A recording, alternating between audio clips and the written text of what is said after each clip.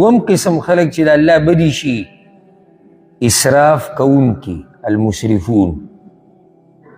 دو ځایونو کې دا خبر الله کړې ده انه لا يحب المسرفين، سورة الاعراف، سورة الانعام.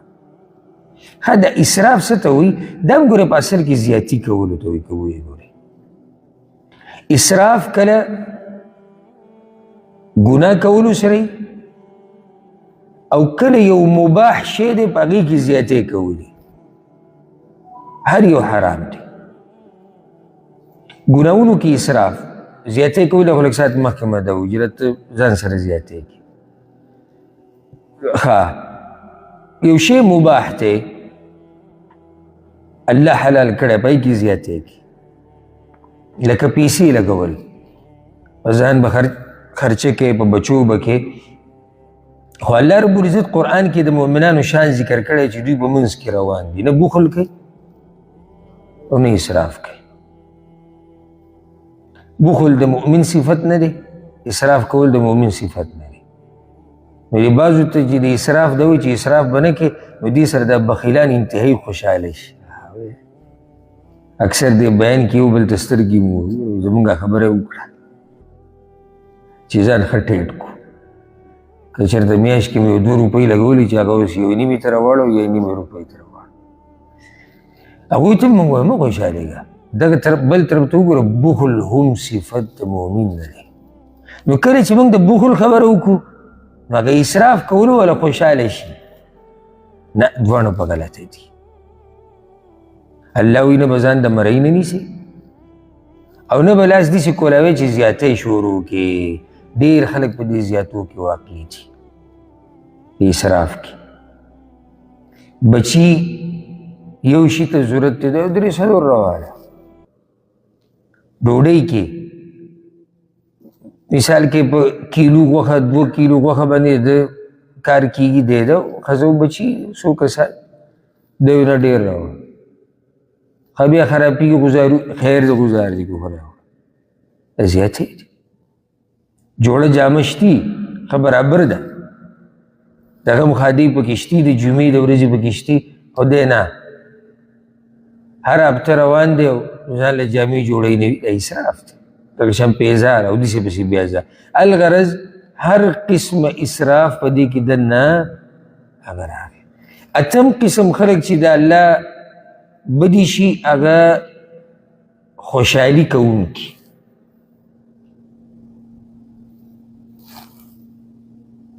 بند به کې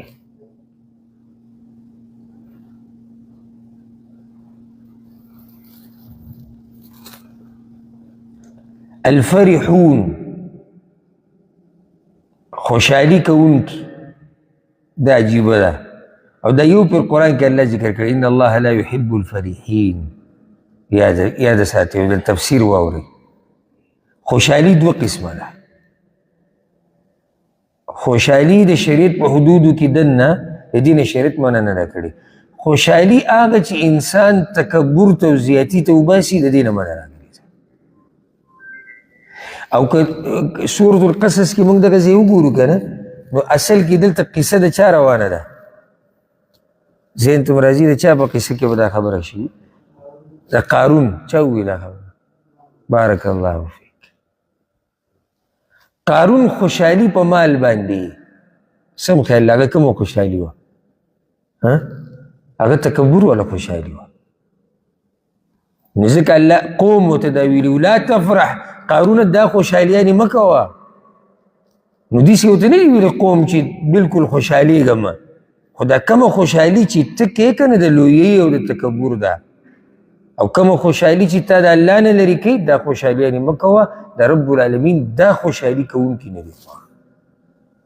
نور خو خوشحالي د الله په نعمتونو باندې، دا خو د الله شکر ادا کول دي. الله دله نعمتونه درکړو، ته پرې خوشحالي نه کوې او خوشحاله پرې نه، دا خو ناشکري کوې ته.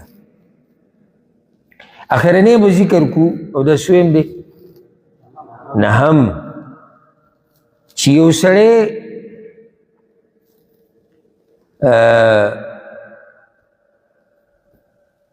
ګناو کې او هغه بیا ښکاره بیانوي. چې کله یو سړی ګناه وکړي او هغه هغه ښکاره بیانوي. او دا معنی په دې کې دننه پرته ده په دې سورة النساء یو آیت دی لا يحب الله الجهر بالسوء. دې کې علما تفسیر علما دلته دا مسله بیانوي، خو حدیثونو کې بیا دا مسله واضحه راغلې چې یو سړی الله به پرده راواچوي د شپې ګناهونه کړي سهار بیا څه چل وکړي خلکو ته یې بیانوي. چې څومره بدبخته دی الله به پرده اچولې ده ډېره پاسېدو خلکو ته وایي ما دا کړي دا خلک د الله نه دي خوښ. بلکې حدیث کې راځي چې زما ټول امت به الله وبخي خو دا خلک نه بخي. ولې نه بخي؟ لکه اوس یو سړی دی ګناه یې وکړه مني چې ما ګناه کړې ده، هغه بل ګناه هم کړې ده بیا په فخر سره بیانوي هم خلکو ته. کله ووایي که نه دا مشران کشر ته وایي یو دې کار غلط کړی ده بل نه لګیا دلته قصې هم کوي. هغه مشر ډېر په دې غوسه شي چې کار دې هم غلط کړی دی او اوس لګیا خلکو ته هم بیانوي هغه په تکبر سره چې او ما دا کړي دي او ما داسې کړي دي. نو د رب العالمین دا خلک بدي شي ډېر، د هغه چا نه دا ډېر بدي شي چې دا ګناهونه یې کړي دي او چا ته یې نه بیانوي. د هغوی نه د الله رب العزت دا خلک ډېر بدي شي چې ګناهونه یې کړي دي او بیا خلکو ته هم بیانوي. نو څو خلک شو، څو قسمه خلک ذکر شو؟ نه دا ټول قرآن کې ذکر دي. کم دي؟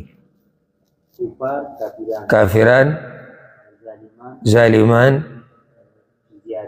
زیاتی کوونکي، فساد کوونکي، خیانت کوونکي، اسراف کوونکي شپږ شو. خوشحالي هغه خوشحالي چې انسان دین ته نقصان رسوي. اووه قسمه خلک شو. متکبر اته شو چې ګناهونه وکړي او هغه بیا راښکاره کوي. دا د الله رب العزت نه دی خوښ. اوس د دې نه فایده سره ووته چې تاسو ما ته څه ووایي دې بیان تاسو له څه فایده درکړه د دې صفاتو نه. دا کوم صفات چې ذکر شو موږ به د دې نه ځان لرې ساتو چې داسې نه په هغه خلکو کې شامل شو چې کوم خلک د الله نه دي خوښ. د دې مقصد دا و د دې بیان. او دا ما صرف هغه ذکر کړو چې کوم ځای کې ذکر راغلی قرآن کې. که چېرته الله بیا توفیق راکړو که نه نو زه به درته هغه خلک کوم ذکر کوم چې هغه رسول صلی الله علیه وسلم په حدیث کې ذکر کړي دي. الله رب العزت دې زموږ سره محبت وکړي او الله دې موږ د هغه خلکو په ډله کې نه شماري د کومو خلکو سره چې الله رب العزت محبت نه کړي.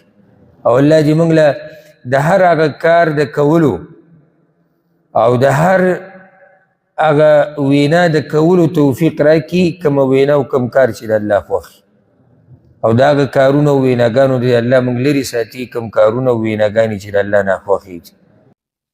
دا د شیخ صاحب قیمتي بیان چې تاسو واورېدو چې الله ته کوم خوښ کسان دي او ناخوښه کوم کسان دي الله ته. نو اوس پکې ته خپل ځان چیک کړه چې ته په کومه مرتبه کې.